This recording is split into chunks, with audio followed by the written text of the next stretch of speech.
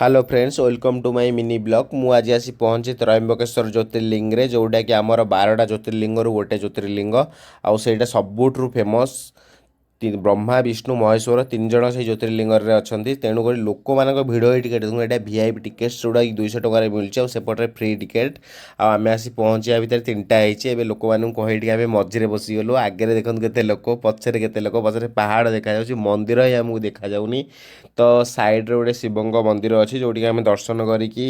एबे जीवु मेन मंदिर दर्शन करने भगवान आमको केतबले दर्शन देवे सहीटा तो आम जानू मिनिमम लगे बोधे 6 ରୁ 7 घंटा कारण आगे मिनिमम 10,000 लोक अच्छा पछरे 3,000 ରୁ 4,000 लोक अच्छा देखो लोक मैंने कौ भाया मड़ा चढ़ा होती आ लोक मैंने भी पशि जाऊँच रूल रेगुलेसन मानुना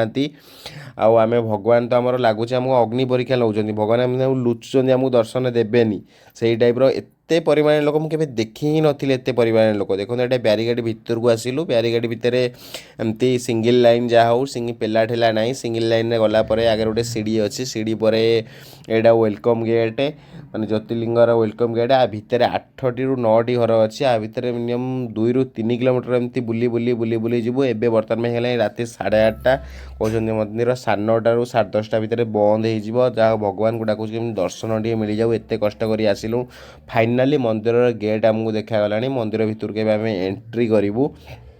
देखु टाइम है 10:11 एपर्तंत भगवान दर्शन मिलनी आ भितर गलापर देखु एत परिमाण लोक कि लोक मानक पुलिस मैंने भगई दौरान जहाँ लाइव रे देखियो भगवान को भितर आसला यहाँ बाहर व्यू बाहर भल व्यू अच्छी बहुत पुराना प्राचीन मंदिर आईटा को सपोर्टिंग कराई जहाँ फल कि भांगी जीव कि कौन हे लोक मान विपद सुरक्षित सपोर्टिंग दिखाई एटा देखो बर्तमान में होगला टाइम आम टेंशन अच्छु जीवु केमी नासिक स्टेशन केमती जीवु कारण ये बस मिलेनी आ ऑटो भी मिलेनी राति टाइम रे तेणुक आपण मैंने आसुँच भी दिन में आसतु मॉर्निंग टाइम रे